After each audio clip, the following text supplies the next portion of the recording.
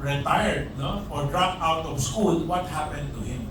Nag-drop out of school ka, pero kumikita ka dito sa iFern. What was your highest one-month income? 103,000. Okay, 103,000 one-month income. Okay, did that come easily? O meron mga rejection, nahirapan ka ba, nagalian ka ba? Para kumita ng 103,000, mabilis ba o mahirap? Sir Tom, to answer that question po, marami po siyang rejections pero mas marami pong kinausap. So kahit pa isa-isa lang po, tatlo, wala nga po kami nun 7 accounts po yan. Okay. Pero yun, So puro one account, free account, pero umabot ka ng 100,000 yung income dahil sa dami ng pinausap. Okay? So you already have the discipline. So ngayon gusto mo, ano yung market? Yung mga one account, free account, sino sila? Mga anong klaseng tao to? O anong profesyon? different po, may mga employees po, retirees na po, mga pensioners. Meron din po mga friends, mga may dentist din po. Okay. So, saan galing to? Mga kakilala mo ba to? Kakilala ng magulang mo? Mga kakilala po ng parents, pero kilala rin po ako. So parang ginagawa po namin is parang sinusuportahan lang po ako. O, so, same formula yung kailangan natin. You're an ex-athlete, you're an ex-student, you're into entrepreneurship through iFern. Your parents, no, nakita ng magulang mo yung ganda ng negosyo mo, kaya sinuportahan ka nila. So, nilalapitan mo yung mga kaibigan ng magulang mo, nakilala ka nung bata ka pa. Tama ba? Okay, so they know you as a child, now they know you as a teenager, no? So your parents just supported you and halika puntahan natin si tita ganyan. Halika puntahan natin si tito ganon. Tapos kinakausap mo, nandyan yung suporta yung magulang mo. Ano, mare, hindi scammer si Mateo. Gusto niya talaga magnegosyo. And maganda tong negosyo. You know, 20 plus years na ang firm. Yung firm C, 2004 nag-launching. Hanggang ngayon, sikat pa rin. Tama? So, ganun lang. Backgrounder, your relationship, paano kayo magkakilala. Ngayon, yung added credibility ng magulang para makonvince, no, pagbibigyan ka or nagtiwala, naniwala, one account, three accounts, sa dami ng kausap, lumaki ng lumaki. So, same formula lang para sa mga classmate mo. Kung meron kang classmate na interesado magnegosyo, na inggit, gusto kumita kasi katulad dito, di ba, plano mo na bumili ng kotse? O nag-down payment na ba kayo doon o tumitingin pa lang? For approval na po siya. Okay, so nag-loan na yung nag-apply na ng loan yung nanay mo, no, to help you, pero yung down payment sa yung magagaling sa income mo, tama? Magkano yung monthly nung kinumpute sa inyo? Parang yung last po na check is parang 25 to 30k po monthly. Okay, 25 to 30k, which is kaya-kaya. If you're able to sustain kahit na 100,000 a month income lang, 25 to 30, pang down payment ng kotse, pang monthly ng kotse, libre naman yung tirahan mo, di ba? Nakatira ka sa magulang mo. Yes po. Tama, libre tubig, libre kuryente, libre labahan, no? Brief, maong t-shirt, libre laba. Tama? Kwarto mo may aircon? Meron po. Meron, libre rin. Tama? Tapos bababa ka, yung siningag libre, yung spam libre rin. Tama? Hotdog libre, fried egg libre. So, perfect. Tama? You're living rent-free. Tama? But you're putting up a business. Yun yung pinakamasarap na panahon. Nagnenegosyo ka pero wala kang overhead. Ang pinaka-overhead, tapos yung bibili mong kotse electric. Tama? Makikisaksa ka sa bahay ng magulang mo. Another libre na naman. Tama? Sana all. Tama? Sana all may magulang na kaya siyang suportahan. Tama? Pero gumagawa siya ng paraan para kumita. Hindi siya lumalaking batugan. Okay? Yun yung problema ng most parents na may pera. Yung mga anak, alam nila, hindi sila papabayaan ng magulang kaya wala nang gusto gawin. Tambay na lang. Meron nga ako napanood sa TikTok, yung magulang dinemanda yung sariling anak kasi 40 na ayaw magtrabaho. Gusto lang niya nakatira sa bahay ng magulang niya, kakain ng libre, iinom ng libre, matutulog ng libre. So ginawa nung lucky you have your parents. In my opinion, your parents are lucky because you want to achieve something. So, ganun lang. Yung example mo lang, yan yung kwento mo sa mga classmate mo. Kwento mo talaga kung paano yung journey mo.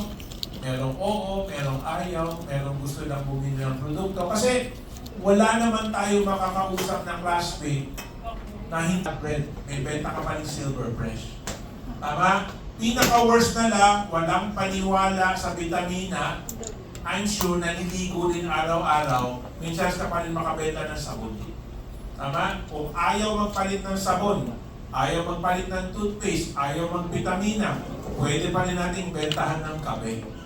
Tama? Kung pumunta ka doon, magdala ka ng sample ng kape na inom nila masarap, may benta ka pa rin.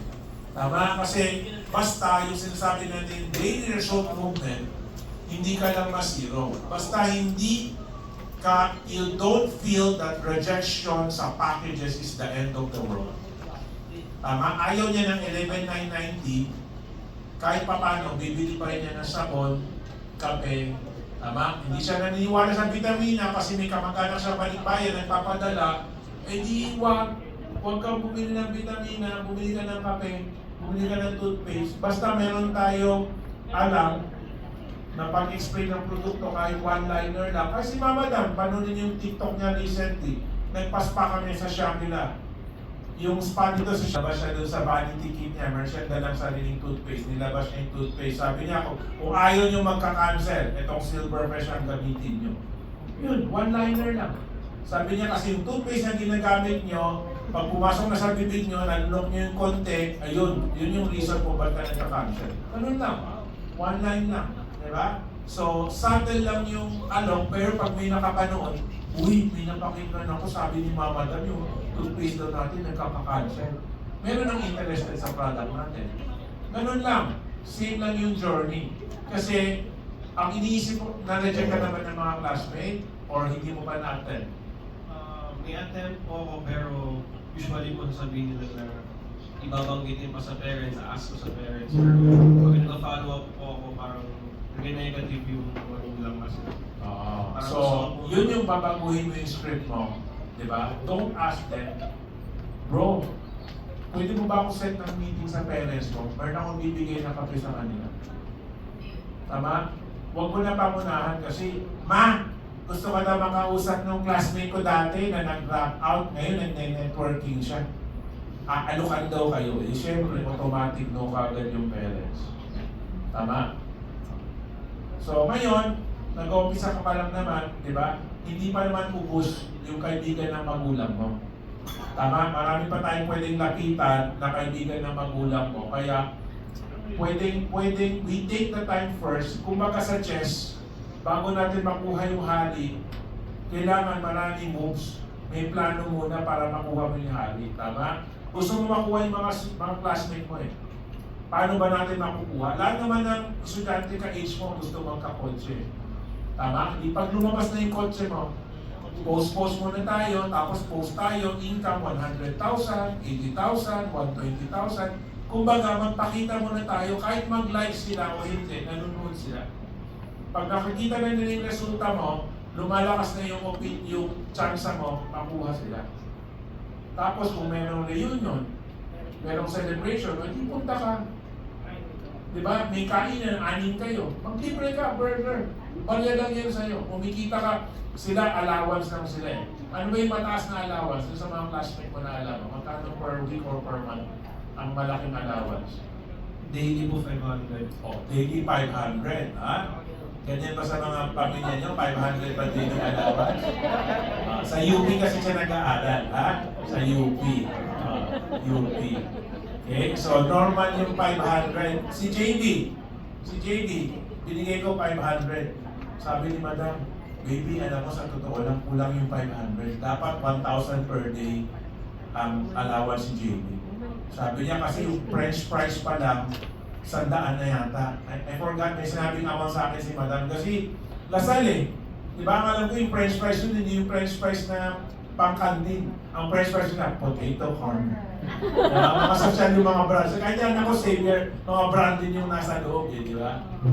So, anyway, parang, depende sa school yan, di ba? Para sa muna, build your credibility first. Pag may get together, instead of na, magkano tayo per person? 150. Sagot ko na yan, mga bro.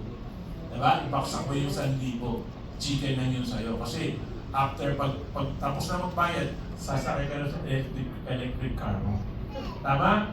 Yun na isipin mo, hindi ka nagbabayad ng gasolina, di ba? Libre saksak lang sa bahay ng magulang mo.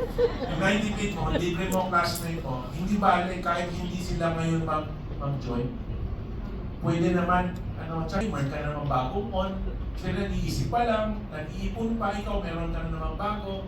Later on, they will see, parang mas okay yung buhay ni Lawrence. Parang iwan na iwan tayo dito. Meron ako pamangkin, nag-drop out siya sa college niya, tapos nag-ahente siya. So, yung 4th year, pag-graduating niya yung mga classmate niya, ito matagal na itong story ako ito, mga 20 years ago na story ito ha. Nang graduate na yung mga classmate niya, siya, naka-Mitsubishi Mirage, yung two-door na Mitsubishi Mirage, naka-Rolex na siya, mayroon siyang Harley Davidson na motor. Samantalang yung mga classmate niya, pag-graduate pa lang, naghahanap pa lang ng trabaho. Eh siya, drop out siya, same as you, nag-ahente siya. So, pinaghirapan niya, ahente siya, nag-spread siya sa SM. Ang binibenta niya mga tasa, plato, baso. So, meron silang supplier na pinagtatrabawan niya, nag-aalok siya sa SM. Tapos pag ang SM bumili, lahat ng branches lalagyan. So, habang tumatami yung branch ng IFER, ng SM, kumakapal yung mga PO na natatanggap niya kasi nadadagdagan ng branch. Kaya yung commission niya bilang ahente, palaki ng palaki. Kaya hindi nga siya nakagraduate ng college, pero iwan na iwan naman niya yung mga classmate niya. Tatlong taon na siyang may kotse, maghanapan na ng trabaho classmate niya. Tama? Nakabili siya ng Harley Davidson na motor. Harley Davidson na motor, yung 20 years ago, ang mura na Harley Davidson na motor, 850,000. Ang normal pang brand new, 1 million pataas yan. Okay? So, ang dami na niya na-achieve. No? Pero, hindi siya nakagraduate. Pero, lamang na siya. So, mag-build ka muna ng lamang. Pakita mo muna kung anong nagagawa ni Lawrence na hindi nag-aaral, na hindi nagagawa nung nag-aaral. Then later on, yung classmate na magsasabi, kasi hindi mo inaalo ka ng classmate. Nag-a-ask ka lang ng meeting sa magulang. Kasi, bro, meron akong negosyo na gusto i-alok sa magulang mo. I-set mo lang ako ng meeting, bibigyan kita ng commission, mas malaki sa allowance mo. Tama, gawin mo ng ahente yung classmate mo. Siyempre, nadilitan siya sa allowance niyang 500 a day. Bro, pagka may transaction kami ng magulang mo, bibigyan kita, hatian kita ng commission mo. Every time bumili ang magulang mo, may commission ka. Huwag kayong magulang, matagal na kinuloko ng mga anak mo. Nay, may project kami. Nay, meron kaming gagawin na. Nay, meron kaming out of town na exposure trip. Yung baga, nag-excursion na ng mga barkada, di ba? Matagal na yan, di ba? Pero ito, at least nandiyan negosyo.